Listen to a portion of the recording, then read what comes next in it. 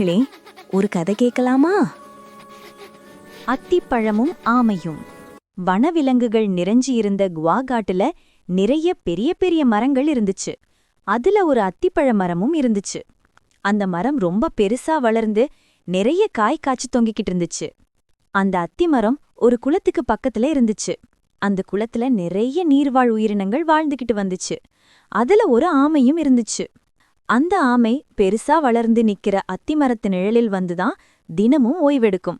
அப்படி ஒரு நாள் ஓய்வெடுத்துட்டு இருக்கும்போது நிறைய பறவைகள் பறந்து வந்து அத்திமரத்துல இருந்த பச்சை காய்களை கொத்தி சாப்பிட்டுக்கிட்டு இருக்கிறது பார்த்துச்சு. உடனே ஆமைக்கும் அந்த காய்களை சாப்பிடணும்னு ஆசை வந்துச்சு. அந்த பறவைகள் ஏதாவது காய்களை கீழே போடும், அதை எடுத்து அத்திக்காய் எப்படி இருக்குன்னு சுவைச்சு பார்த்துடலாம்னு மரத்தை சுத்தி சுத்தி வந்துச்சு. ஆனா ஒரு காய் கூட கீழே இல்ல. அப்பதான் அத்திமரம் கேட்டுச்சு, எதுக்குப்பா பிள்ளையார சுத்துற மாதிரி என்ன சுத்திக்கிட்டு இருக்க அப்படின்னு கேட்டுச்சு. அப்பதான் அந்த ஆமை சொல்லுச்சு, நீங்க இவ்வளவு பெருசா வளர்ந்திருக்கீங்க, உங்களுடைய காய்களை நிறைய பறவைகள் தேடி வந்து சாப்பிடுது. அதனால அத்திக்காய் ரொம்ப சுவையா இருக்குன்னு நினைச்சேன்.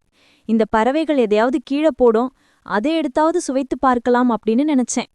என்னால உங்க மேல ஏறி வந்து அத்திக்காய்களை பறிக்க முடியாது. அந்த பறவைகள் மாதிரி சிறகுகள் இருந்தா கூட பறந்து வந்து காய்களை கொத்தி தின்னிருப்பேன். ஆனா நீர்வாழ் உயிரினமான எனக்கு அத்திக்காய் சாப்பிட்ற குடுப்பனை இல்ல போல அப்படின்னு வரிசையா புலம்ப ஆரம்பிச்சுச்சு. அப்பதான் அந்த அத்திமரம் தன்னோட கிளைகளை ஆட்டி ஒரு சிரிப்பு சிரிச்சுச்சு.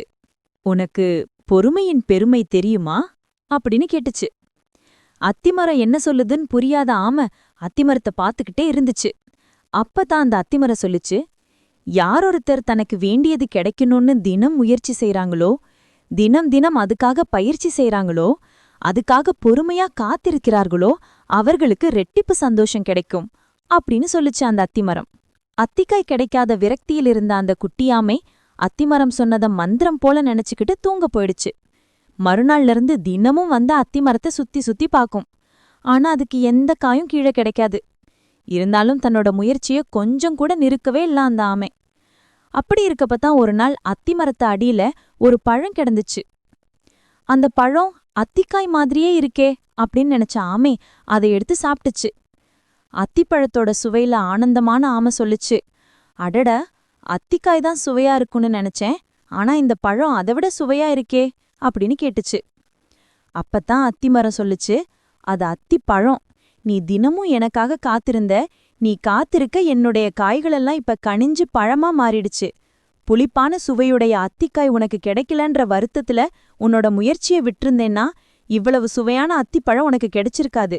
இனிமே தொடர்ந்து முயற்சியும் பயிற்சியும் நம்பிக்கையும் வச்சு உன் வாழ்க்கையை நடத்து அப்படின்னு சொல்லுச்சு அந்த அத்திமரம். வாழ்க்கைக்கு தேவையான மிகப்பெரிய தத்துவம் இது அப்படின்னு நினைச்ச ஆமை அன்னையில இருந்து புத்திசாலியா நடந்து நிறைய புகழடைஞ்சிச்சு.